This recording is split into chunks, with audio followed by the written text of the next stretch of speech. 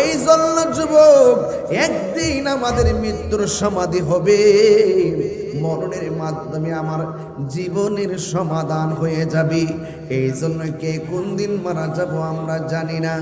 আজকে হাজার হাজার মানুষ মাহফিলে কাঁধে কাঁধে বসে গেছে, কাহারও সঙ্গে কেউ কথা কয় না, শুধুমাত্র মা বাবার কথা মনে হয়ে যায়, বাবার কথা মনে হয়ে যায়।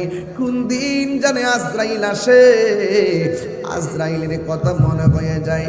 আপনারা জবান খুলে বলুন, মরণের আগে আমরা আল্লাহর ইবাদত দরকার আছে না নাই? আজরাইল আসার আগে আমরা নবীর মহব্বতের দরকার আছে না নাই? এ বন্ধু, এই মুহূর্তে যদি তাহিরের সামনে আজরাইল আসে, আমি ওয়াজ করবো, আজরাইল যে দাঁড়াইবো আপনারা কেউ দেখবেন না। যার পা তাকবে, মাথা তাকবে আসমানে, দেখলে বড় ভয় লাগবে রে। হাড্ডিগুলো টাস টাস করে খুললে যাইব,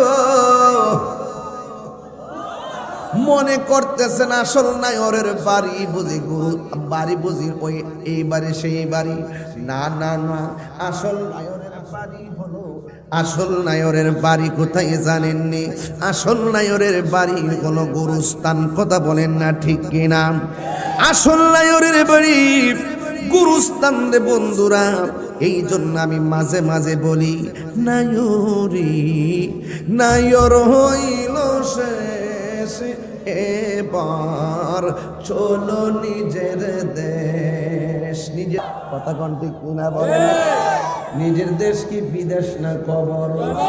নায়রি নায়র হইল শেষ, এবার চলো নিজের দেশ।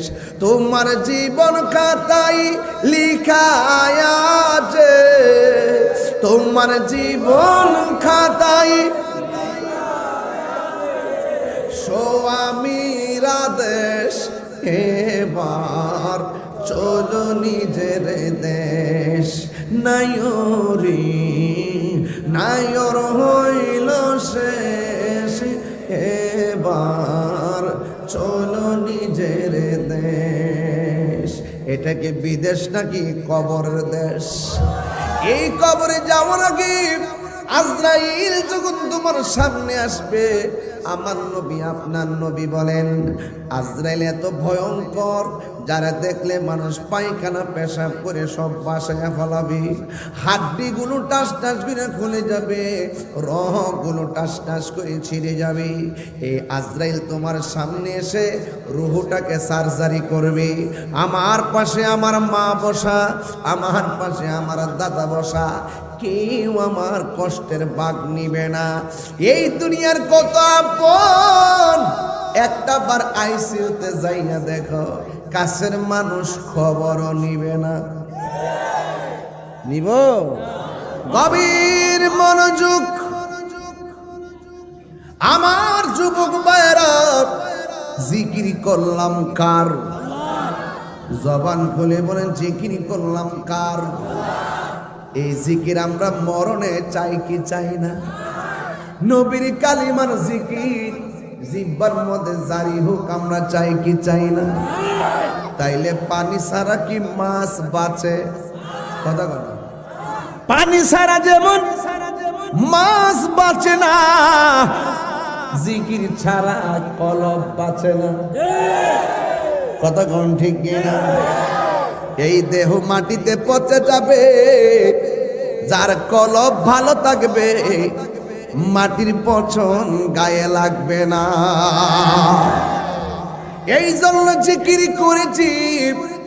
আমার নবী আপনার নবী বলেন, আজরাইল যেই দিন সামনে দাঁড়ায়া যাইব, ঘরের মানুষ কেউ আজরাইলকে দেখবে না, দেখবে শুধুমাত্র যার কাছে আসছে। আজরাইল আয়েশা বলবে, আল্লাহর বান্দা, আমি তোমার রূহ নিতে এসেছি। বান্দা বলবে, ও আজরাইল, আমার কিছু নামাজ বাকি আছে পয়রা লই, কিছু রোজা বাকি আছে পয়রা সেরাইকা শেষ কইরা লই। আজরাইল বলবে, না না, সময় দেওয়া হবে না। আমার নবী আপনার নবী বলেন, রূহ নেওয়ার সময় যে কষ্ট হয়, রূহ নেওয়ার আগে আজরাইল একটা ধাও মারে, ধাও। এটার যার সামনে পড়ে এটাকে বলে সাকরাতুল মাউত।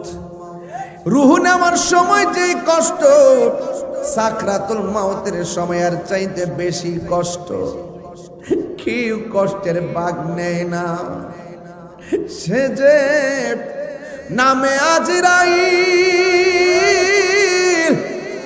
10 দিন আগে আয়া বালাবরে জিগাইছে বোনা কিতা সঠিক সময় তোমার ঘরে হইব দাখিল। কত কাকুতি মিনতি করবা তুমি, রেহাই পাবে না।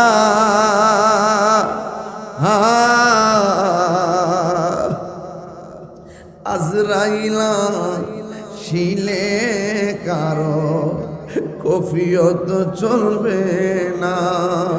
হার মানুষ কফিয়ত চলবে না। মরণেরই কথা মানুষ স্মরণ করোনা। আজরাইলাম শিলে কারো কফিয়ত চলবে না। মানুষ কফিয়ত চলবে। তোবা নামক গাছটি আছে, পাতায় পাতায় লেখা আছে মানুষের হায়াত। তোবা নামক গাছটি আছে, পাতায় পাতায় লেখা আছে মানুষের হায়াত। সেই পাতা রিয়া পড়লে মতের নিশানা। আজরাইলা শিলে কারো কফিয়ত চলবে না। রে মানুষ কফিয়ত চলবে না। আল্লাহু আকবার মানে কেন?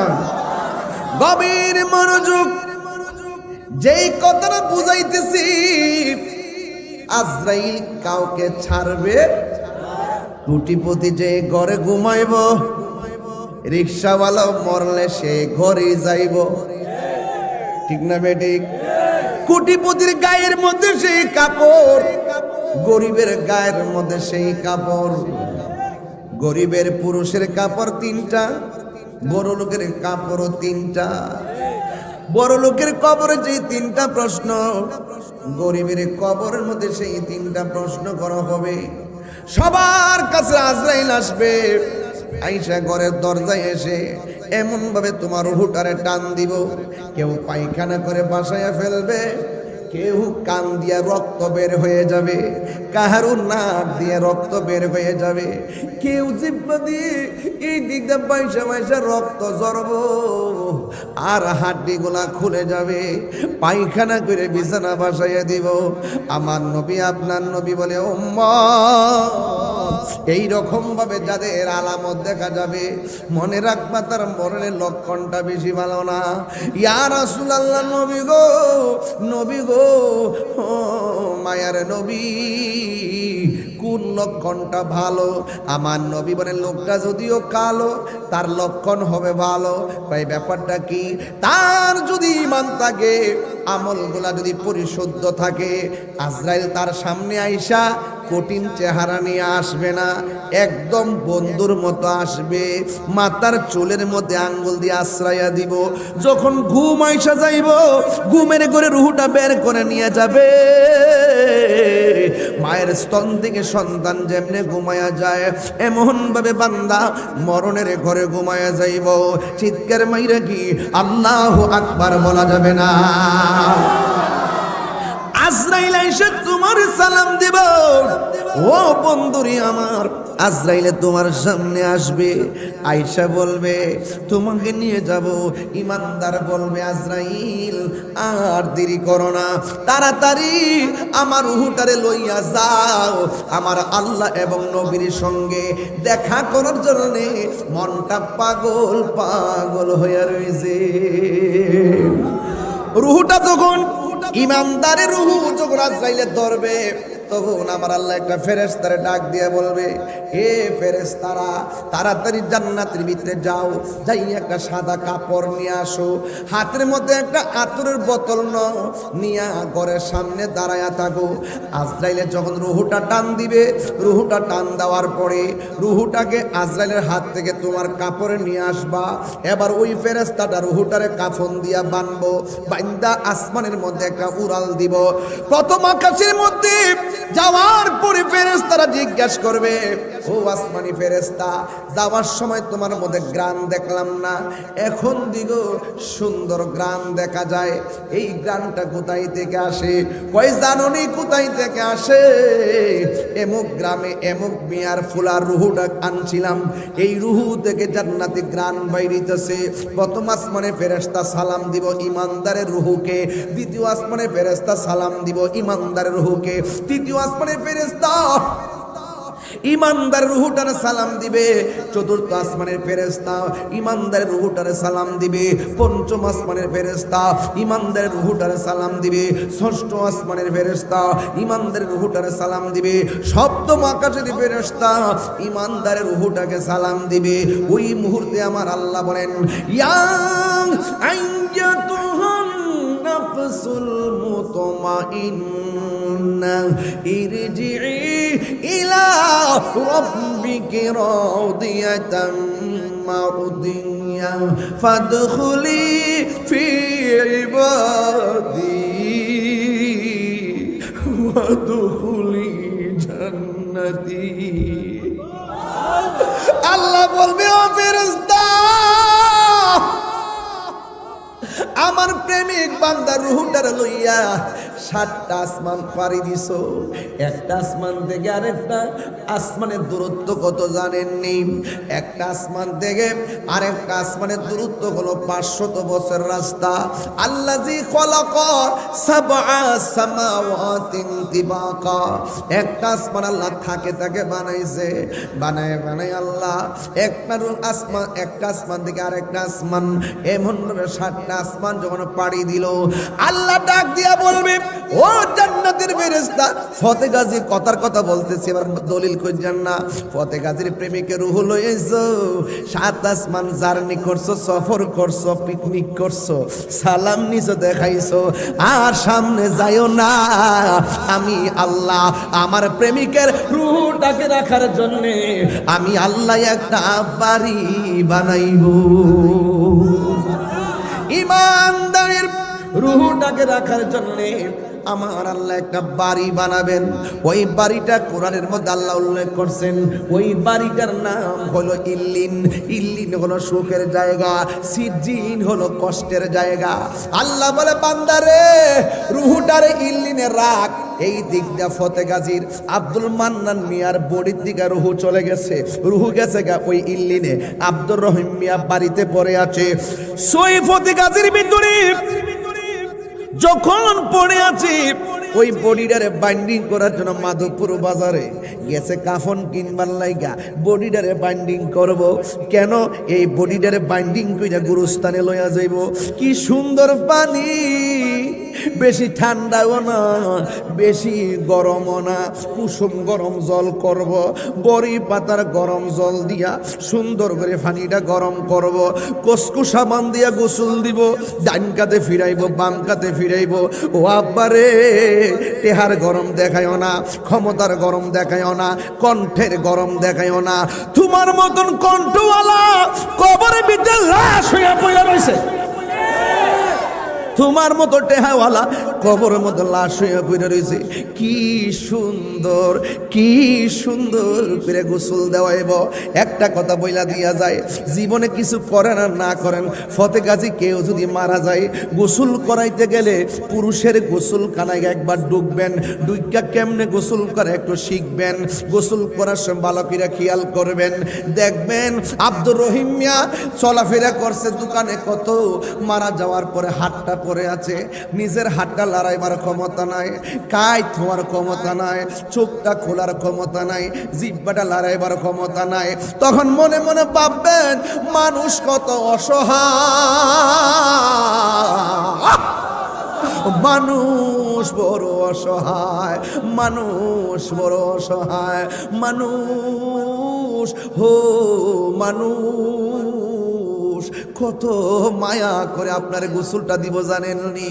এমন ভাবে ডান কাত করব যেন আপনি ব্যথা না পান, এমন ভাবে বাম কাত করব যেন আপনি ব্যথা না পান। ওই গোসলের সময় গাতটার মধ্যে দইরা বসাইব, ফেটের মধ্যে চাপ দিব, নিচ দিয়া মলমূত্র বের হবে, পায়খানা বের হবে, এই টিস্যু দিয়া দিয়া পায়খানা পরিষ্কার কইরা দে।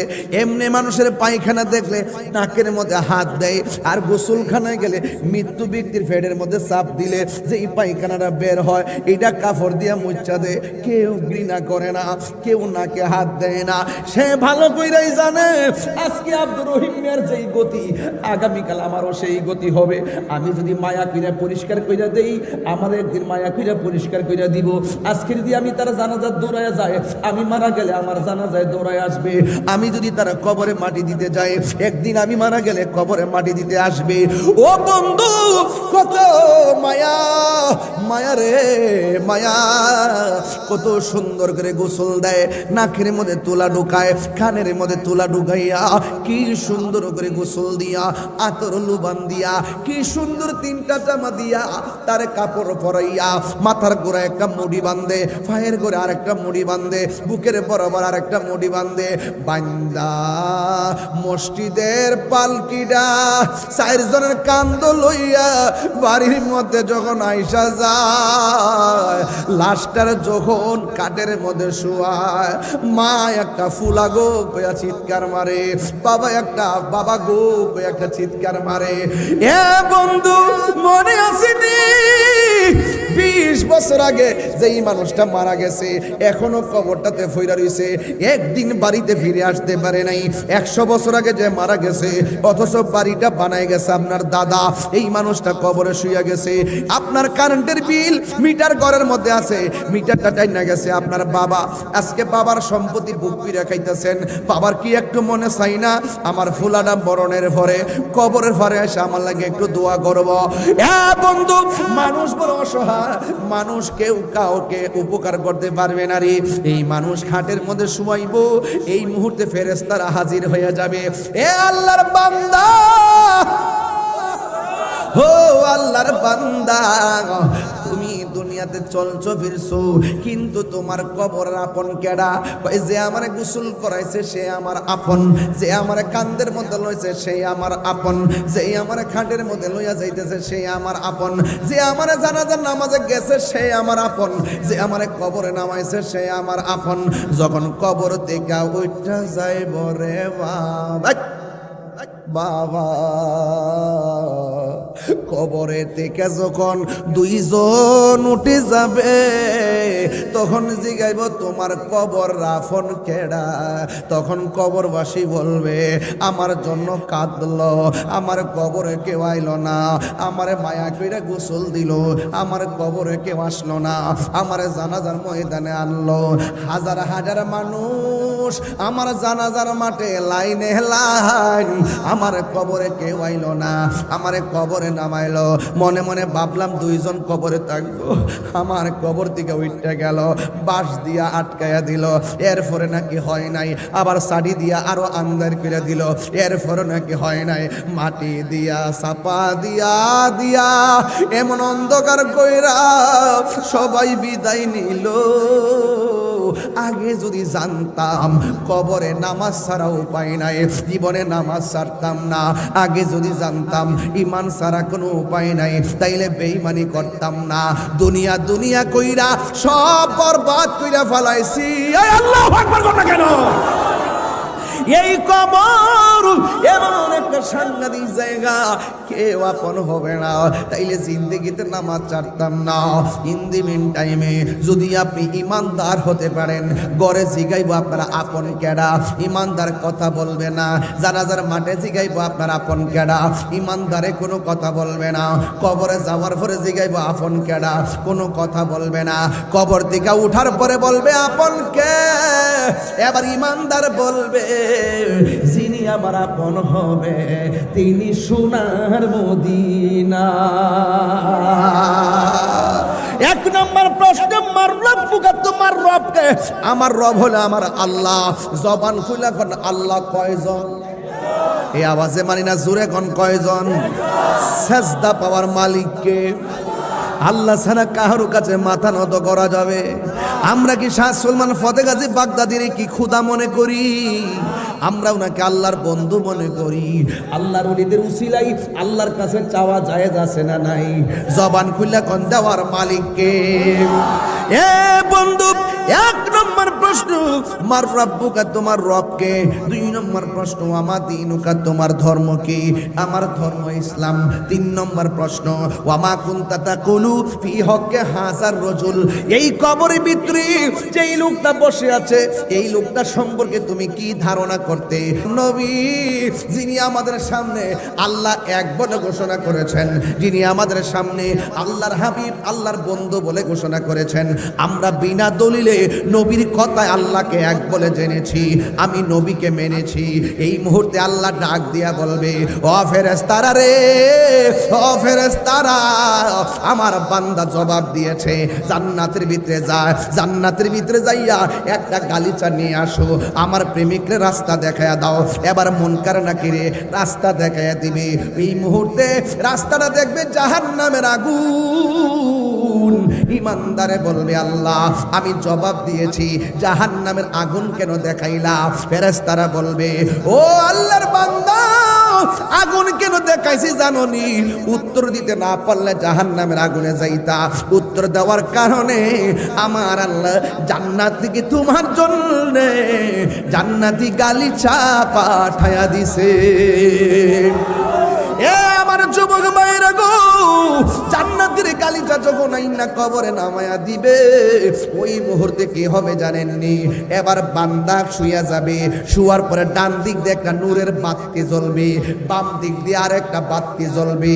ইমানদারে জিগাইবো আল্লাহ ডান পাশের বাতিগুলা কোন কিসের আলো? এবার আলো ডাক দিয়া বলবে, তুমি চিনো না, আমি হইলাম সে আলো। সেটা হলো কি জানোনি?